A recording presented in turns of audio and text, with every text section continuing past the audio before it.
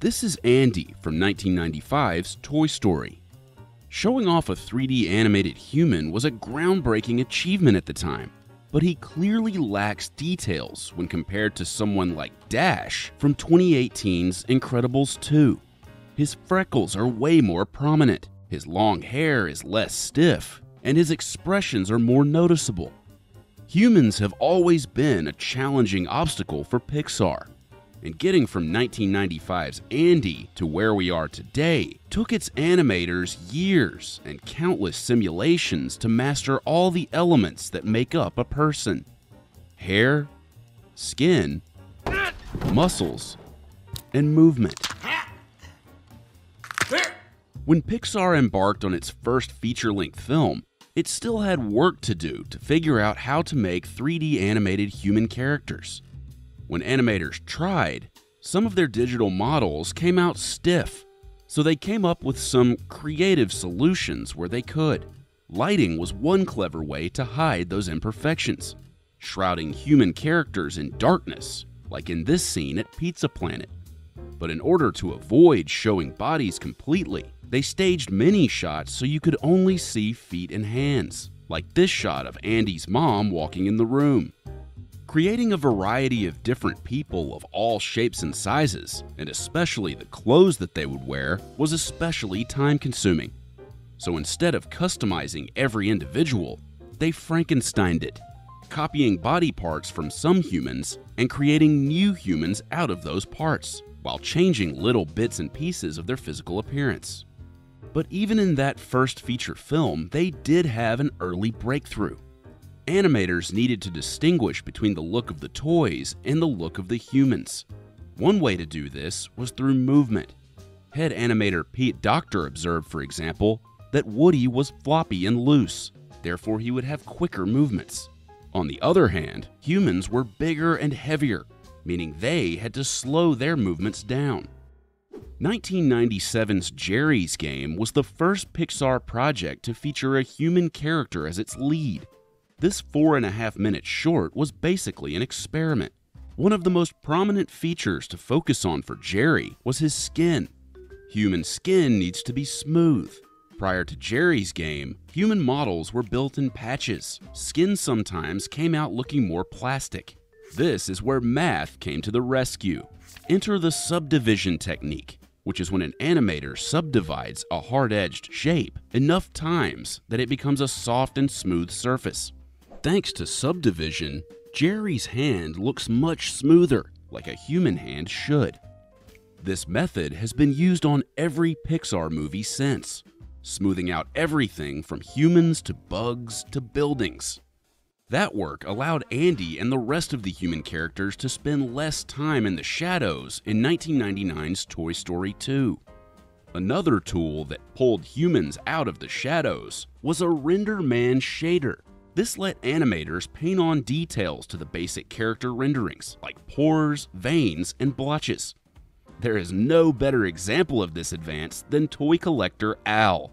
You can see the skin imperfections on his face, and even a 5 o'clock shadow. And this shader tool would be used all the time. It's how they made sure Mama Coco had such distinct facial details compared to other characters in Coco. But we didn't see that until 2017. At the precipice of the new millennium, Pixar was inching closer to giving animated humans even more screen time. There were still a few hoops to jump through, which you can see in 2001's Monsters, Inc. One of the biggest issues with human characters continued to be their clothes. Boo, the movie's only human character, wears a big flowy shirt. Prior to Monsters, Inc., characters wore clothes that moved automatically with them. A new simulator, called Fizz-T, enabled them to animate Boo and her shirt separately. Look at how much more natural the movement of Boo's shirt looks compared to Sid's sister's shirt in this moment from Toy Story, where the shirt barely moves as she does. And while Fizz-T allowed for both better clothing and all the fur you see on Sully, it couldn't do everything. Director Pete Docter wanted to give Boo long hair, but to do that, the animators would have had to animate in pieces instead of in one block. So to save them the trouble, they gave her pigtails instead, which were easier to manage. Now that Pixar could create skin and make clothes move, it was time to make a feature-length movie entirely populated by human characters in the form of 2004's The Incredibles. One of the first tasks? Conquering long hair.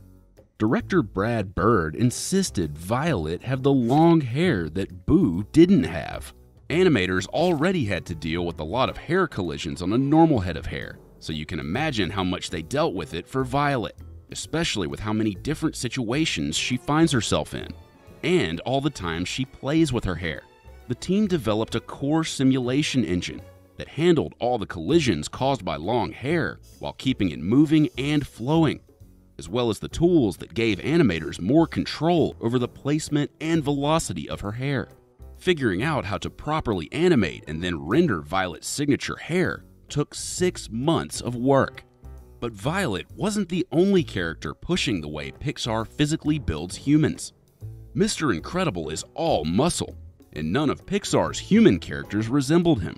For that reason, animators used a software called Goo, which allows the skin to react to moving and sliding muscles, making a character's movement look a lot more natural. While many of the developments created for the making of The Incredibles were specific for certain characters, the studio wasn't done perfecting the look of human skin. See, human skin is actually somewhat transparent.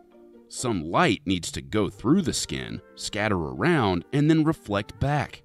If the skin looks too solid and no light gets in, it won't look natural. So animators used subsurface scattering to render skin. With subsurface scattering applied, skin no longer just looked like a rigid surface.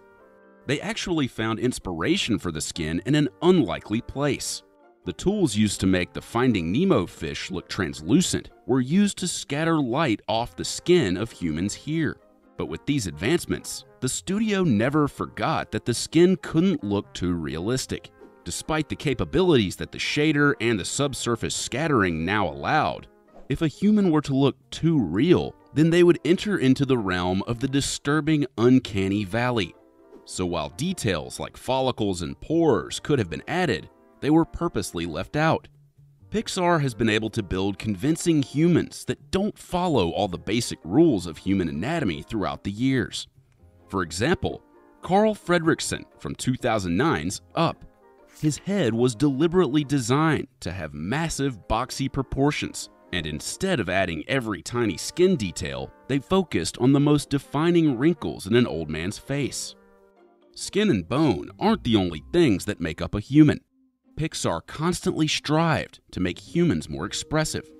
By the time Ratatouille was in the works, Pixar would have 150 controls just on a character's face.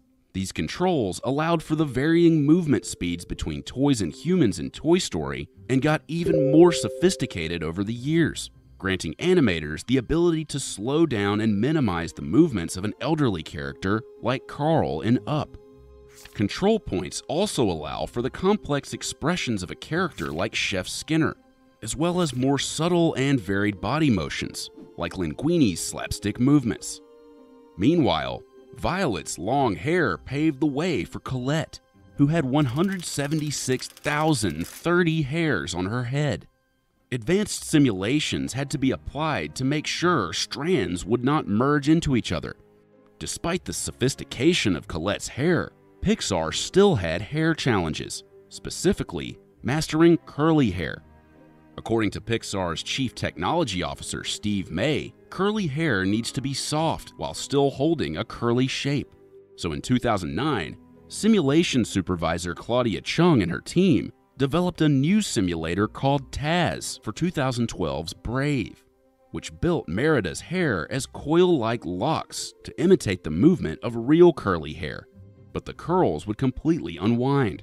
So the animators added invisible core springs underneath them, allowing the locks to move with more control.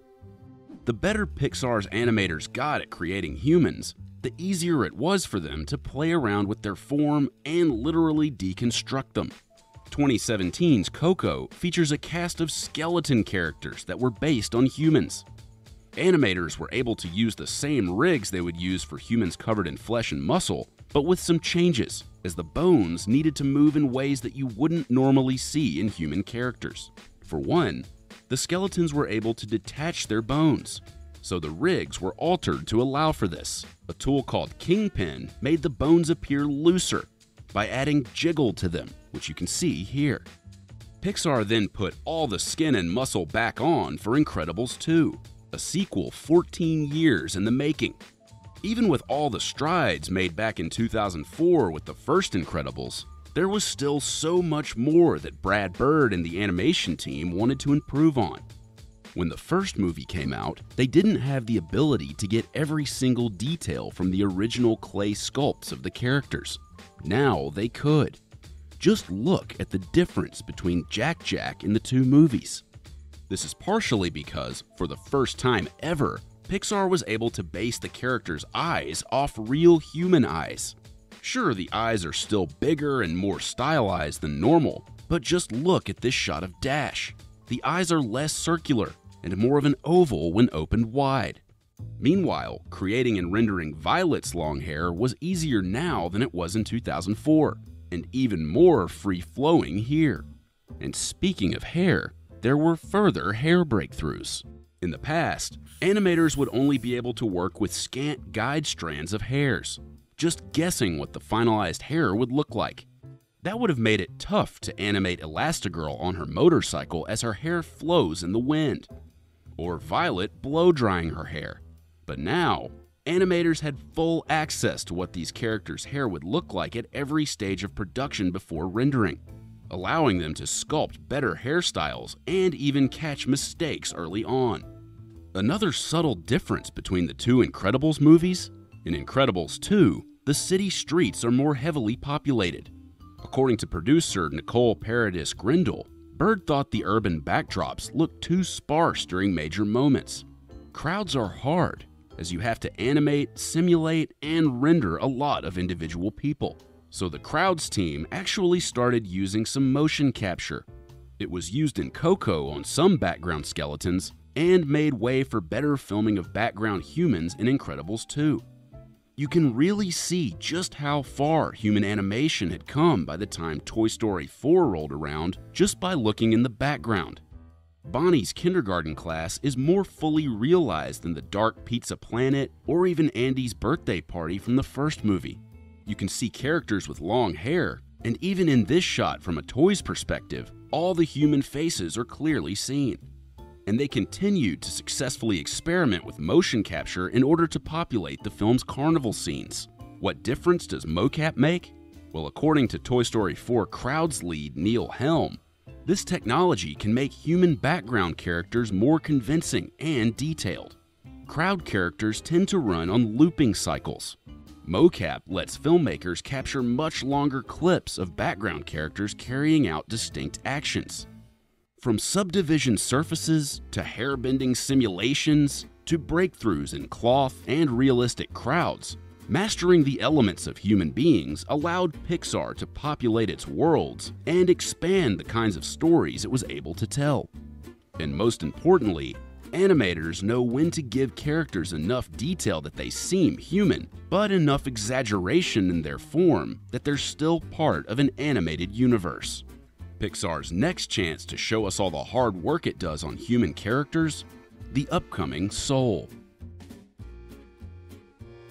Hi, thanks so much for watching. If you'd like to see more videos just like this one, remember to hit the subscribe button. What other aspects of Pixar's animation process do you want to learn more about? Let us know in the comments.